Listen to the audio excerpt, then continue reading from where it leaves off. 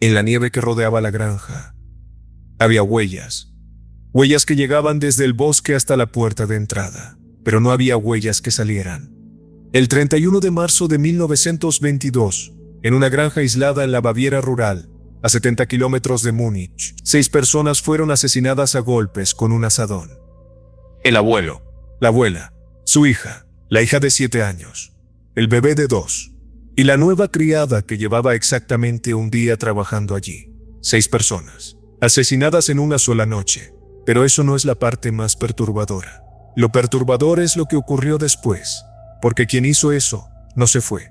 Durante 3 días el asesino vivió en esa granja, con los 6 cadáveres.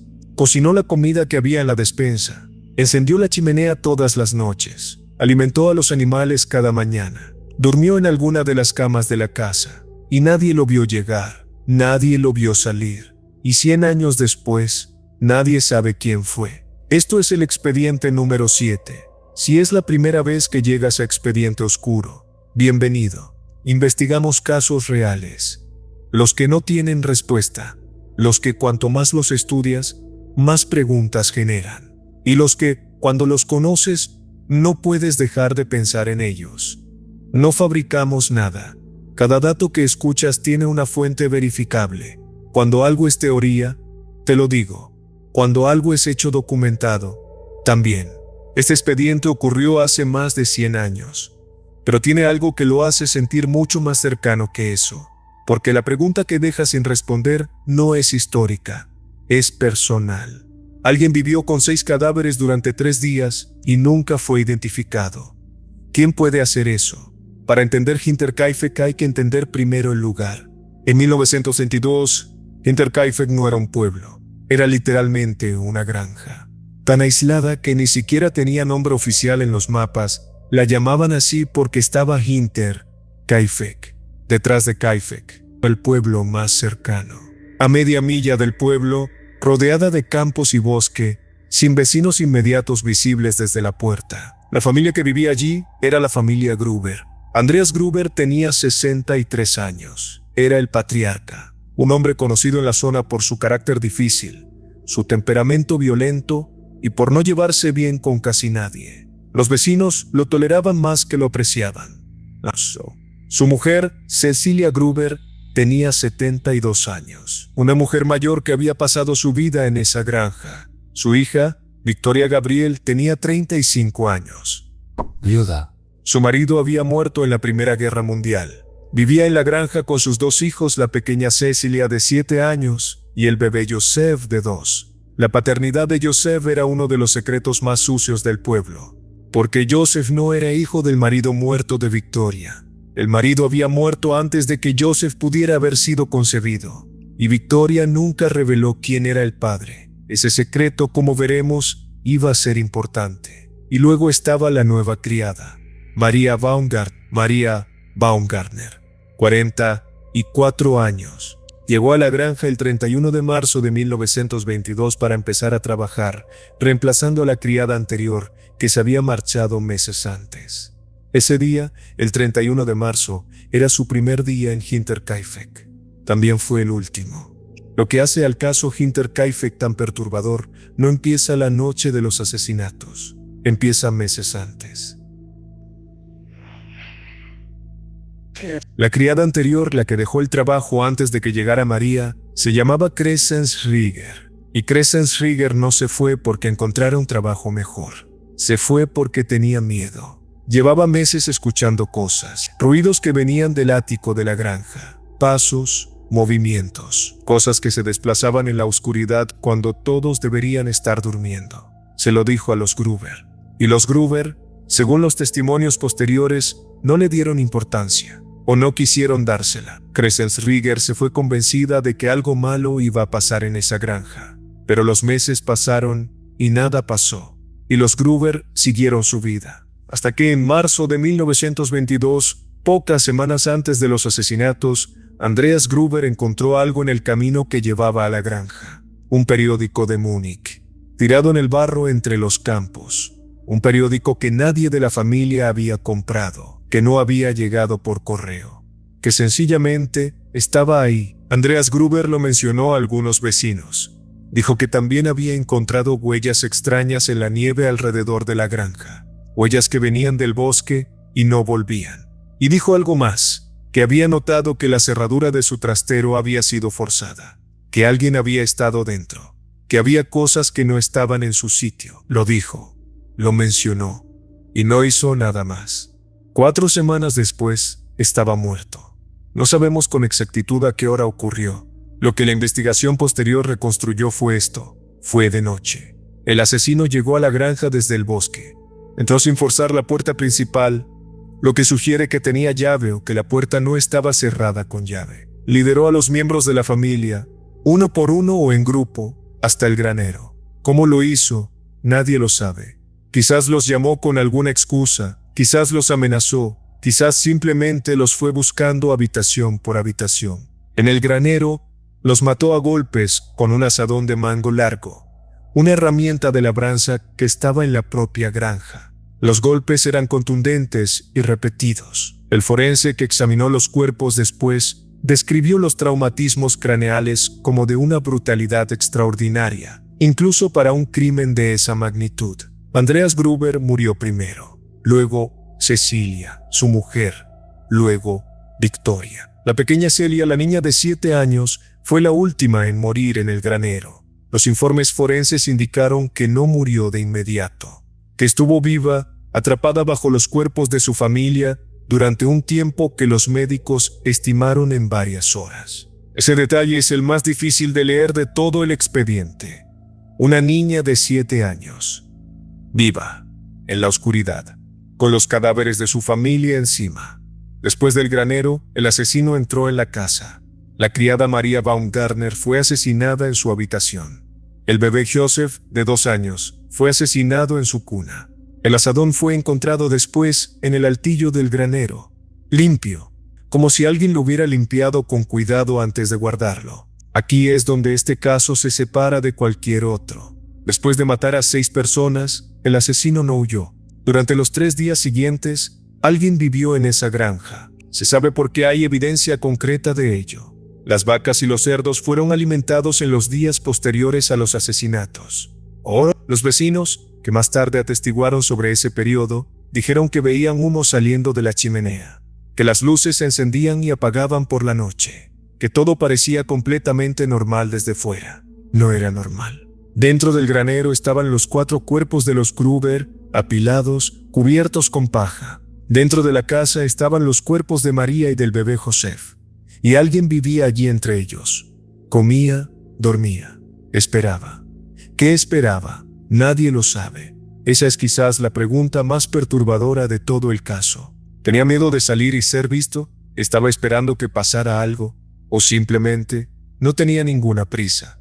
Los investigadores que trabajaron el caso décadas después plantearon una hipótesis escalofriante: que el asesino no vivió 3 días en la granja después de los crímenes, sino que ya llevaba semanas viviendo allí antes de cometerlos. En el ático, escondiéndose, observando, que los ruidos que había escuchado la criada anterior, que las huellas en la nieve que llegaban pero no salían, que el periódico de Múnich y la cerradura forzada eran señales de alguien que ya estaba allí, que ya había elegido esa granja, que ya había elegido esa familia, y que esperó el momento que consideró adecuado.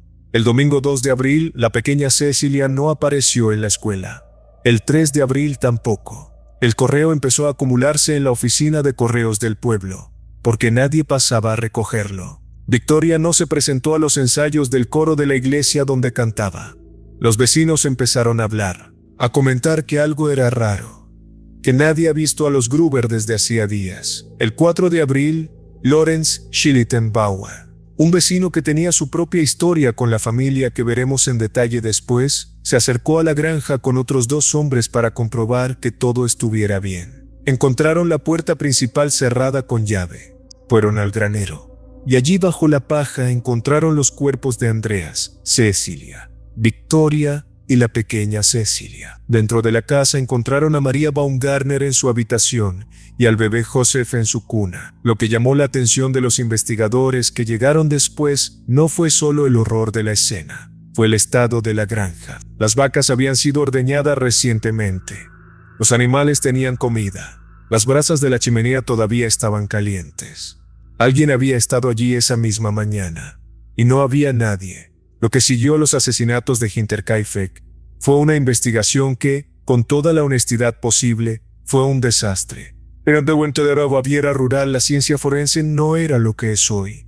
La escena del crimen no fue preservada correctamente. Cientos de vecinos curiosos pasaron por la granja en los días siguientes, contaminando cualquier evidencia que pudiera haber.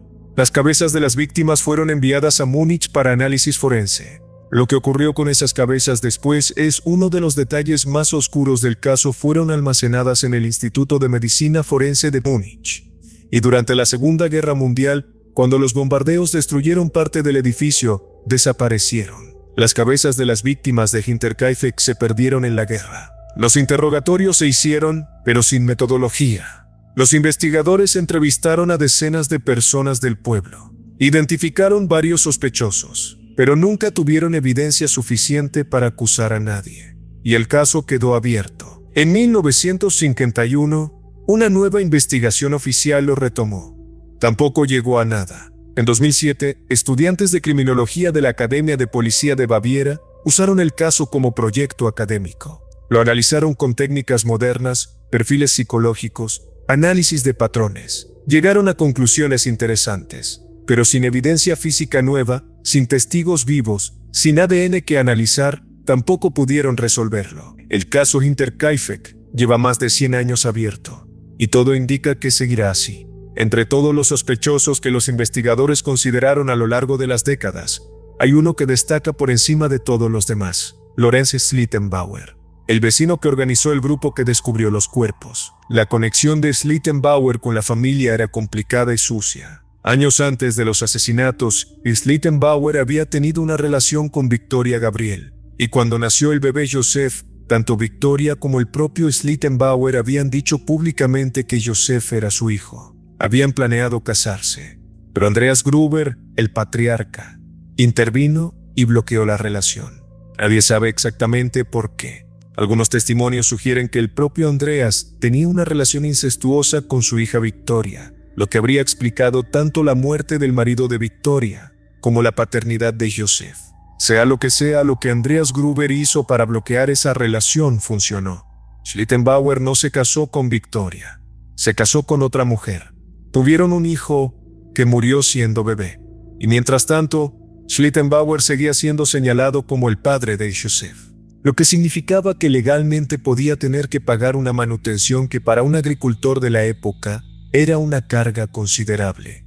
Los investigadores construyeron la siguiente hipótesis: Schlittenbauer, traumatizado por la muerte de su propio hijo y enfurecido por tener que mantener económicamente a Joseph y a una familia que le había cerrado las puertas, fue a la granja esa noche con la intención de matar a Victoria y quizás a Joseph, y las cosas se fueron de las manos. Esa teoría tiene problemas. El más evidente es que Schlittenbauer fue el que organizó la búsqueda, el que entró primero al granero, el que descubrió los cuerpos. Los asesinos que vuelven a la escena del crimen y se involucran en la investigación existen. Los casos están documentados, pero también existen vecinos genuinamente preocupados que van a comprobar que sus conocidos están bien. Schlittenbauer nunca fue acusado. Murió en 1941 sin que nadie pudiera probar nada contra él. Schlittenbauer era el sospechoso principal, pero no el único. A lo largo de las diferentes investigaciones, varios perfiles fueron considerados. El vagabundo o forastero. En la Alemania de 1922, después de la Primera Guerra Mundial, había un número significativo de personas desplazadas, veteranos de guerra sin trabajo, sin hogar, que vagaban por el campo. La teoría del forastero sugiere que alguien así encontró la granja, se instaló en el ático para refugiarse del frío y eventualmente cometió los asesinatos, quizás porque tenía miedo de ser descubierto. Esta teoría explicaría los ruidos en el ático, las huellas en la nieve, el periódico de Múnich, pero no explica bien por qué alguien con tan poco vínculo con la familia se quedaría 3 días después. El pariente lejano con rencor. Había disputas de herencia en el entorno de los Gruber, tierras que algunos familiares consideraban que les correspondían.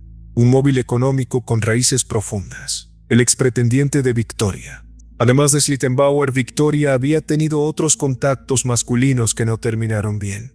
Y luego está la teoría que los investigadores de 2007 consideraron más probable después de su análisis, que el culpable era alguien del entorno inmediato de la familia. Alguien que conocía la granja, que sabía sus rutinas, que tenía acceso y que tenía un motivo personal. Alguien, dijeron, que probablemente haya vivido y muerto en la zona sin que nadie lo supiera nunca con certeza. La conclusión de esos estudiantes de criminología, después de meses de trabajo, fue esta: con la evidencia disponible, el caso no puede resolverse.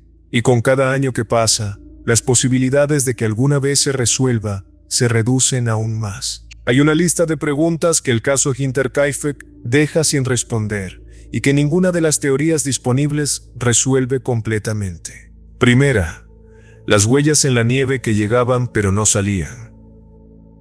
Esas huellas fueron vistas y confirmadas por vecinos antes de los asesinatos. No son un rumor. Llegaban del bosque a la granja y no había huellas de vuelta. ¿Cómo llegó el asesino a la granja y cómo salió sin dejar rastro? Si ya estaba dentro antes de que cayera la última nevada, la respuesta es que llevaba días allí.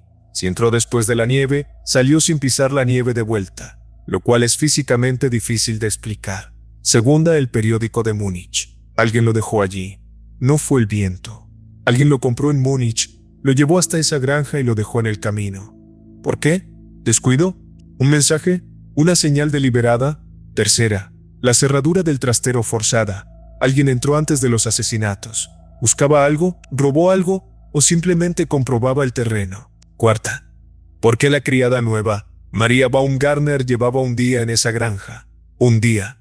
Había llegado esa misma mañana. Si el asesino planeó los crímenes con antelación, ¿sabía que iba a haber una criada nueva ese día? ¿O fue un imprevisto que simplemente resolvió del mismo modo que todo lo demás? Quinta, y quizás la más oscura, ¿por qué los 3 días?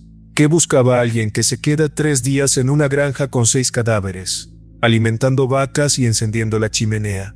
No es huida, no es pánico. Es algo completamente diferente que ningún perfil psicológico estándar explica con comodidad. La granja de Hinterkaifeck fue demolida en 1923, un año después de los asesinatos. No porque nadie quisiera vivir allí, aunque eso también era verdad, sino porque la comunidad local decidió que era lo correcto, que el lugar no debía seguir en pie. Las piedras y los maderos de la granja fueron usados para construir una capilla conmemorativa en el cementerio del pueblo donde fueron enterradas las víctimas. El terreno donde estuvo la granja sigue vacío, pues no se ha construido nada allí en más de 100 años. Las personas que visitan el lugar, y hay quienes lo hacen, describen una sensación que es difícil de articular, no sobrenatural necesariamente, simplemente pesada, como si el lugar guardara algo que no ha terminado de soltarse. Los vecinos del área llevan generaciones creciendo con la historia de Hinterkaifeck. Para ellos no es un caso de true crime, es algo que ocurrió cerca, que afectó a gente real, que sigue sin tener respuesta. En Alemania, el caso es estudiado en cursos de criminología como ejemplo paradigmático de investigación fallida, de evidencia mal preservada, de un sistema judicial que en 1922 no tenía las herramientas para resolver algo así, y también como recordatorio de que hay crímenes que el tiempo se lleva sin dejar respuesta. Las 6 víctimas están enterradas en ese cementerio de Bavaria. La capilla construida con las piedras de su propia granja está justo al lado. Es la única respuesta que han recibido. Hinterkaifeck ocurrió hace más de 100 años, en otro país, en otro idioma, en otro mundo. ¿Por qué sigue generando interés? Creo que la respuesta tiene que ver con lo que este caso activa en la mente de quien lo conoce. No es el crimen en sí. Los asesinatos múltiples, por terribles que sean, no son el elemento que hace a Hinterkaifeck diferente de otros casos sin resolver. Es el asesino viviendo en la granja. 3 días, con los muertos. Esa imagen hace algo en la mente que es difícil de desactivar, porque activa una pregunta muy concreta. ¿Quién puede hacer eso? No es una pregunta abstracta, es una pregunta sobre la naturaleza humana, sobre qué tipo de persona puede cometer 6 asesinatos y luego quedarse tranquilamente, alimentar las vacas y encender la chimenea. Los psicólogos forenses que han analizado el caso desde esa perspectiva hablan de alguien con un nivel de disociación emocional extraordinario. Alguien para quien los límites entre la vida y la muerte, entre lo normal y lo monstruoso, no funcionan de la misma manera que para el resto de las personas. Pero hay otra posibilidad, más perturbadora todavía, que quien se quedó esos 3 días no sintiera que estaba haciendo nada extraordinario. Que para esa persona, estar en esa granja con esos cuerpos fuera simplemente continuar con lo que estaba haciendo. Que llevara tanto tiempo allí, escondiéndose, observando, conviviendo con esa familia, sin que ellos lo supieran, que quedarse 3 días más no fuera un acto de frialdad patológica, sino simplemente no querer irse todavía. 100 años después, el caso Hinterkaifeck sigue sin resolver. No hay un culpable, no hay una sentencia, no hay una respuesta. Hay 6 personas en un cementerio de Bavaria, una capilla construida con las piedras de su casa, un campo vacío donde estuvo la granja, y una pregunta que nadie ha podido responder en 100 años. ¿Quién estaba en ese ático? Lo que me llevo de este caso no es el horror de los crímenes en sí, es esa imagen.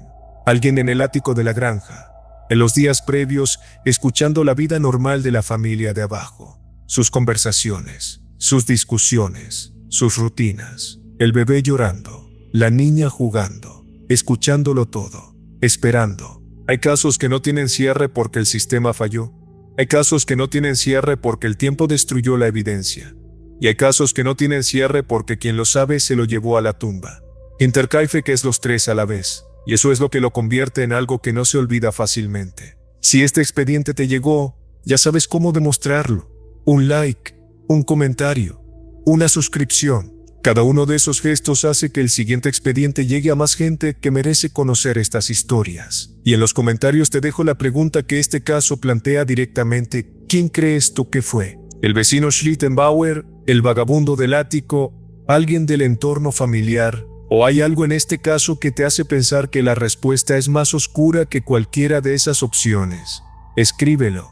Quiero leerlo. Expediente cerrado.